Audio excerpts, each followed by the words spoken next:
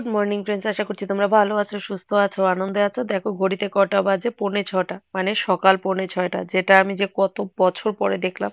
চলো তোমাদেরও একটু বাইরের ভিউটা দেখাই। দেখো যে কিচ্ছু দেখা যাচ্ছে না, একদম অন্ধকার। তো আজকে আমি এত সকাল সকাল কি করছি সম্পূর্ণ তোমাদের সঙ্গে শেয়ার করছি। তো যেটা হয় আর কি, শীতের সকালে না ঠান্ডা জলে হাত দিতে পারি না, তো সকাল সকাল কেটলিতে একটু জল গরম করে নিলাম, কারণ গ্যাসের সেলফটা এখন একটু পরিষ্কার করতে হবে। সারারাত খোলা পড়ে থাকে, তো ভাবলাম যে একটু গরম জল দিয়ে করে নিই। গরম জল দিয়ে করলে কি হয়, মানে ঠান্ডা লাগার ধাঁচটা একটু কম থাকে। মানে আমার তো একটু ঠান্ডা লেগেই আছে, আর তার মধ্যে যদি আমি ঠান্ডা জল ঘাঁটি, আর বুঝতেই পারছো ট্যাঙ্কির জল এখন কি ঠান্ডা হয়ে আছে। তো দেখতেই পাচ্ছ এখানে ভাত আর ছোলার ডাল বসিয়ে দিয়েছি, কারণ আজকে তাড়াতাড়ি রান্না করে আমি আবার সকাল সকালই বেরিয়ে যাব। তো ভাবলাম যাবার আগে ওর জন্য একটু গরম ভাত, ডাল, পাঁপড় ভাজা আর এই মিক্সড ভেজটি বানিয়ে রেখে যাই। এটা ঘরে যা যা সবজি ছিল সবকিছু দিয়ে একটা ভাজার মতো করছি।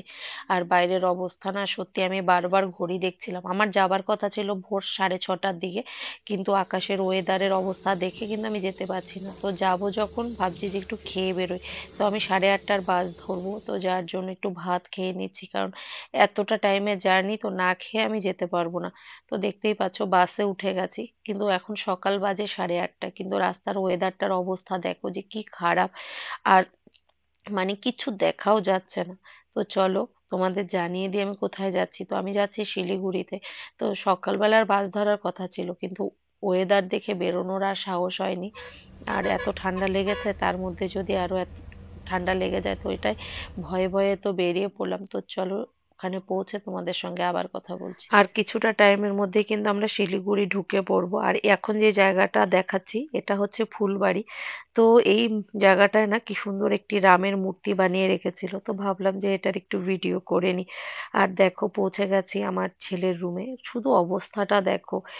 4 মাস পরে ও রুমে আসলো, আর রুমে আসার পরে দেখে পুরো সুনামি হয়ে গেছে, মানে ধুলো দিয়ে সমস্ত কিছু নষ্ট।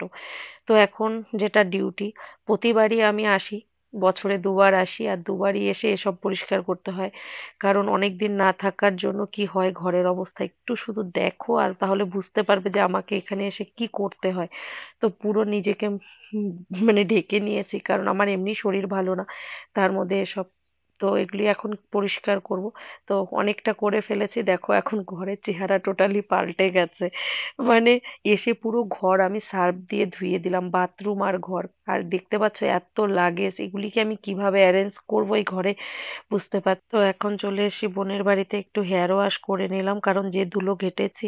আর ওর বারান্দার এই গাছগুলি না ভীষণ সুন্দর লাগছিল। আর আজকের ওয়েদারটা তোমাদের এখানে দেখাচ্ছি, এখানে ওয়েদার একদম ঘোলা হয়ে আছে। তো চলো আজকে আর শরীরে সাথ দিচ্ছে না, ভিডিওটি এখানেই শেষ করছি। দেখা হচ্ছে তোমাদের সঙ্গে নেক্সট ভিডিওতে। টাটা।